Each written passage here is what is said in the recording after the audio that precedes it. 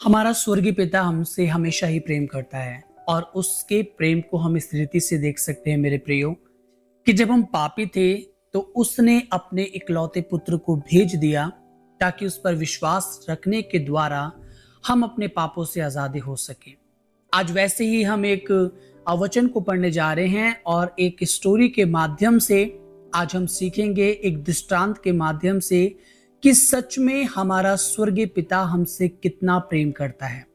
चाहे दुनिया हमें छोड़ दे, चाहे ये संसार हमें त्याग दे मेरे प्रियो, पर हमारा परमेश्वर हमें कभी भी छोड़ता नहीं है। वो हमें कभी भी त्यागता नहीं है। और इनफैक्ट जब हमारी कमजोरियों में, हमारी दुर्बलताओं में, हमारी निर्बलताओं में परमेश्वर हमारी सहायता करने के लिए हमेशा खड़े रहते हैं। आपको पता है, जब आप वचन को पढ़ते हैं, उस वचन के अंदर प्रभु यीशु मसीह के द्वारा लोगों को सिखाया गया और बताया गया एक ऐसे पुत्र के बारे में जिसने अपना सब कुछ उड़ा दिया। और वो बहुत फेमस कैरेक्टर है बाइबल के अंदर और हम उसे जानते हैं और हम उसके बारे में इस तरीके से जानते हैं, उड़ाऊ पुत्र के नाम से। और जब हम उसको इंग्लिश के अंदर उसको ट्रांसलेट करते हैं तो हमें पता चलता है प्रोडिगल सन के बारे में कि जिसने अपना सब कुछ उड़ा करके खत्म करने के बाद उसने कैसे अपने जीवन के अंदर परमेश्वर के प्रेम को महसूस किया। और आज उसी रीति से हम देखेंगे लूका के सुसमाचार उसके 15वें अध्याय को जब आप पढ़ते हैं तो यहाँ पर 3-4 चीजें आपको बड़ी इंटरेस्टिंगली देखने को मिलती हैं।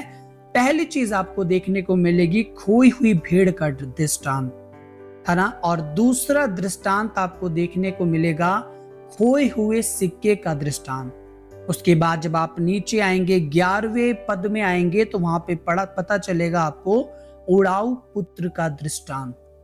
और जब आप उन 3 चीजों को देखते हैं मेरे प्रियो, जो इस चैप्टर के अंदर घट रही हैं या जो इस चैप्टर की शुरुआत होती है तो बड़ी ही इंटरेस्टिंगली होती है। वहां पहली बात आती है खोई हुई भेड़ का दृष्टांत। वो भेड़ें जो खो जाती हैं, जो भटक जाती हैं और जिनको चरवाहा ढूंढते ढूंढते उनके पीछे पहुंच जाता है। उसके बाद हम देखते हैं खोए हुए सिक्के का दृष्टांत। जब भी किसी व्यक्ति का एक इंपॉर्टेंट, यानी कि यहाँ पर कहने का मतलब यही है, वो सिक्के से इस पैसेज के अंदर यही हमें मैसेज मिलता है कि वो जो सिक्का है एक इंपॉर्टेंट चीज है। और जब वो इंपॉर्टेंट चीज खो जाती है मेरे प्रियो तो लोग उस इंपॉर्टेंट चीज के लिए किस तरीके से परेशान हो जाते हैं। एग्जैक्टली हमारे जीवन के अंदर भी हमारा आत्मिक जीवन खो जाता है और हमें नहीं पता चलता कि कितना इंपॉर्टेंट चीज हमारे जीवन में खो चुकी है। हमारा जीवन एक अशांत जीवन बन जाता है। परमेश्वर के बिना तो वैसे भी कोई जीवन अच्छा नहीं हो सकता। और जबकि हम परमेश्वर को जानते हो और उसके बाद भी हम परमेश्वर को छोड़ करके चले जाएं मेरे प्रियो, तो इससे बड़ा हमारे जीवन के लिए और कोई भी दुख की बात नहीं हो सकती। उसके बाद हम जब 11वें पद में आते हैं तो हमें पता चलता है एक लड़के के बारे में, एक ऐसा लड़का जिसने अपने पिता के जीते जी एक डिमांड करी। और उसने क्या डिमांड करी, मैं आपके लिए पढ़ूंगा। फिर उसने कहा किसी मनुष्य के 2 पुत्र थे। प्रभु यीशु मसीह यहाँ पे लोगों से कहते हैं कि किसी मनुष्य के 2 पुत्र थे। उनमें से छोटे ने पिता से कहा, हे पिता, संपत्ति में जो भाग मेरा है वो मुझे दे दीजिए। उसने अपनी संपत्ति बांट दी। और उस पिता ने क्या करा, अपनी संपत्ति को बांट दिया। और लिखा है कि जो छोटा बेटा था, वहां पे लिखा है बहुत दिन ना बीते थे कि छोटा पुत्र सब कुछ इकट्ठा करके दूर देश को चला गया। और उसने क्या करा, अपने पैसे को, अपने धन को इकट्ठा करके एक दूर देश, एक दूर जगह पर वो क्या करा, वो व्यक्ति चला गया। एग्जैक्टली आज ऐसे हमारे जीवन में भी होता है। हम भी जब आप प्रभु से अपने जीवन में आशीषों को पाते हैं तो उसके बाद हम क्या करते हैं, प्रभु से बहुत लंबी दूरी हम दूर चले जाते हैं, हमें पता भी नहीं चलता। और उसके बाद क्या होता है, हमारे जीवन, हमें लगता है कि हमारे पास तो सब कुछ है, है ना? हमारे पास आशीष है, हमारे पास दया है, हमारे पास पैसा है, हमारे पास परिवार है, हमारे पास अच्छे मित्र हैं, हमारे पास हमारी अच्छी संगति है, सोसाइटी है। और जब इन सब चीज़ों में हम रम जाते हैं मेरे प्रियो, तो हम क्या करते हैं? अपने स्वर्गीय पिता को भूल जाते हैं। सेम इस व्यक्ति के साथ भी हो रहा था। इसके जीवन में सब कुछ इसको मिल गया और इसने क्या करा?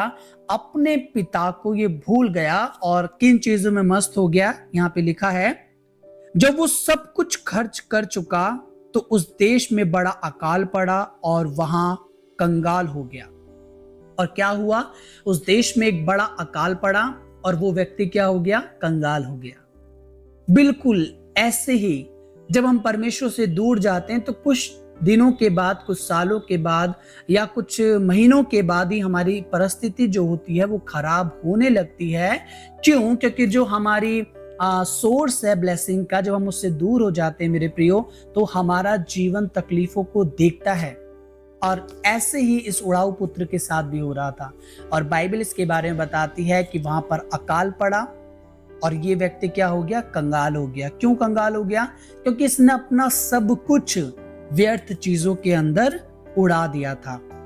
और जब इसने सब कुछ अपना उड़ा दिया, ये बर्बाद हो गया मेरे प्रियो, तो इसके पास अब कोई और ऑप्शन बचा नहीं था। हमें भी लगता है कि जो परमेश्वर ने हमें दिया है ये जिंदगी भर हमारे साथ रहेगा, पर एकदम से इमीडिएटली हमारे जीवन के अंदर ऐसी चीजें होती हैं, सिनेरियो बदल जाते हैं और फिर हमें स्मरण आता है कि हम तो परमेश्वर से बहुत दूर आ गए। और जब हम इस बात को स्मरण करते हैं, सोचते हैं, ऐसे ही इस व्यक्ति ने भी सोचा। कब सोचा? जब इसकी कंडीशन बहुत ज्यादा खराब हो गई। और इसके बारे में लिखा है, इसलिए वो उस देश के निवासियों में से एक के यहां जा पड़ा। उसने उसे अपने खेतों में सूअर चराने के लिए भेजा। अब आपको यहां पता चलना चाहिए कि यहूदियों के लिए सूअर एक बहुत खराब चीज है। सूअर चराना एक बहुत ही निचले स्तर का उनके लिए काम है मेरे प्रियो। और यहां पर वो व्यक्ति क्या कर रहा है? वो व्यक्ति दूसरे व्यक्तियों के सूअरों को चराने का काम करता है। एक बहुत छोटा काम उसे करना पड़ रहा है। उसके बाद लिखा है, और वो चाहता था कि, और लिखा है, और वह चाहता था कि उन फलियों से जिन्हें सूअर खाते थे अपना पेट भरे, और उसे कोई कुछ देता नहीं, और कुछ नहीं देता था। और यहाँ पे लिखा है, कोई भी उसे कुछ नहीं देता था। क्यों नहीं देता था? उसको जो भी था वो सूअरों की फलियां, जो सूअर खाना खाते थे, उसी खाने को खाने के लिए वो मजबूर था। उसकी कंडीशन बहुत ज्यादा खराब हो चुकी थी। आपको पता है, जब हम परमेश्वर पिता के पास रहते हैं तो हम बहुत अच्छे रहते हैं, पर जब हम अपने एक उत्तम भाग को छोड़ करके भागते हैं संसार और संसार के वैभव के पीछे, मेरे प्रियो, हमारी कंडीशन डे बाय डे क्या होने लगती है? खराब होने लगती है। हम डाउन होने लगते हैं। और फिर इसके जीवन में एक घटना घटी, और ये जीवन में हम सबके भी घटना घटनी चाहिए, ताकि हमें अपने परमेश्वर, अपने पिता की याद आए। और यहाँ पे लिखा है, जब वो अपने आपे में आया। और यहाँ पे लिखा है, जब वो अपने आपे में आया, यानी कि उसे स्मरण आया। अब से पहले वो आपे में नहीं था, क्योंकि संसार और संसार का वैभव उसके सर पे चढ़ा हुआ था, उसकी आंखों पे चढ़ा हुआ था। पर अब वो अपने आपे में आया। और आगे लिखा है, तब कहने लगा, मेरे पिता के कितने ही मजदूरों को भोजन से अधिक रोटी मिलती है और मैं यहाँ भूखा मर रहा। उसे याद आता है कि मैं किसकी संतान हूं। या वहां पे वो याद करता है कि मेरे पिता के जो मजदूर हैं उनको भी पेट भरने से ज्यादा खाना मिलता है, और मुझे तो यहाँ पर खाना ही नहीं मिल रहा। इनफैक्ट मैं वो खा रहा हूं जो सूअर लोग खाना खाते हैं। और उसके बाद इसके बाद कहता है, और आगे उसको पश्चाताप होता है। हमारे जीवन के अंदर भी ये पश्चाताप बहुत जरूरी है, क्योंकि जब हमारे जीवन के अंदर पश्चाताप होता है मेरे प्रियो, पश्चाताप हमारे जीवन के लिए मार्गों को खोल देता है। और वहां पे लिखा है, मैं अब उठकर अपने पिता के पास जाऊंगा। और वो एक डिसीजन लेता है, वहां पर एक निर्णय लेता है कि मैं वापस अपने पिता के पास जाऊंगा। आज आपको और मुझे भी ये निर्णय लेना है। जब हम बड़ी ही दयनीय हालत के अंदर और हमारी जब कंडीशन बहुत खराब हो जाए उससे पहले हमें ये डिसीजन लेना है कि मुझे वापस अपने स्वर्गीय पिता के पास लौटना है। और आगे लिखा है, मैं अब उठकर अपने पिता के पास जाऊंगा और उससे कहूंगा कि पिताजी, मैंने स्वर्ग के विरोध में और तेरी दृष्टि में पाप किया है। अब इस योग्य नहीं रहा कि तेरा पुत्र कहलाऊं। मुझे अपने एक मजदूर के समान रख ले। उसके जीवन के अंदर ये बात क्यों थी? कहने को वो एक पुत्र है, वो जानता है कि वो मेरा पिता है, पर उसने अपने बाप के विरोध में पाप किया था। और वो पाप क्या था कि पिता के जीते जी उसने अपनी संपत्ति को मांगा था। वो जानता था कि मेरा तो सब कुछ अब खत्म हो गया और मैं केवल अपने पिता से रिक्वेस्ट करने वाला हूं कि मेरे पिता, मुझे आप एक मजदूर के समान रख लीजिए। मैं आपसे और कुछ अपेक्षा और कुछ भी नहीं मांगता। क्या उसका पिता उसको मजदूरों की तरह वहां पर रखेगा? क्या उसका पिता जिसने उसको पैदा किया, जो उसको संसार में लाया, क्या वो उसको एक मजदूर की तरह रखेगा? अब आप देखना कि यहाँ पर एक पिता का प्रेम कितना बड़ा होता है मेरे प्रिय। उसका हृदय कितना विशाल होता है। जब हम गुनाह करते हैं, हम पापों में अपने जीवन को व्यतीत करते हैं, संसार में खोए रहते हैं, संसार के बुरे कामों में, बुरी लतों में पड़े रहते हैं मेरे प्रियो, और जब हम अपने आपे में आते हैं और हम स्मरण करते हैं कि मुझे वापस लौटना होगा और अब तो मैं इस लायक नहीं कि मैं अपने परमेश्वर पिता का पुत्र कहलाऊं और मेरे पास अब कुछ बचा नहीं है, और जब इस बोझ के साथ हम लौटते हैं तो बाइबल कहती है वो हमसे किस तरह व्यवहार करता है।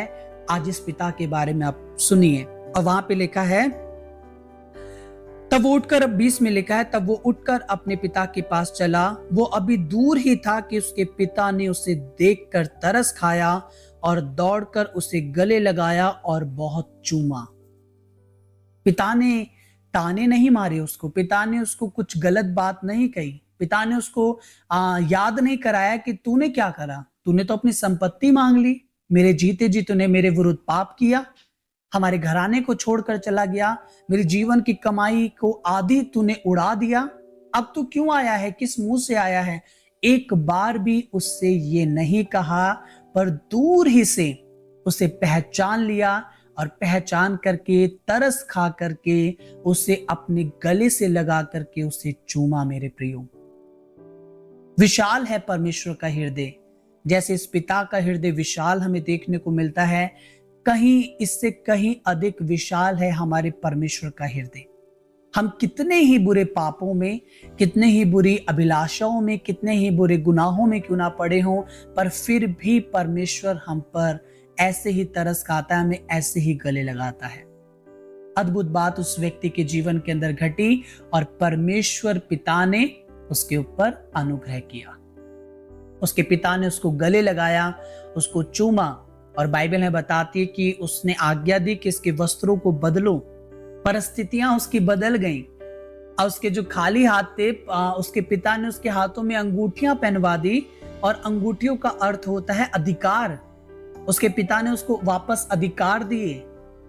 और बाइबल के अंदर उस पिता के बारे में लिखा है कि अपने उस उड़ाऊ पुत्र के लिए उसने क्या करा, अपने पला हुआ पशु मार करके सबको बड़ा भोज दिया।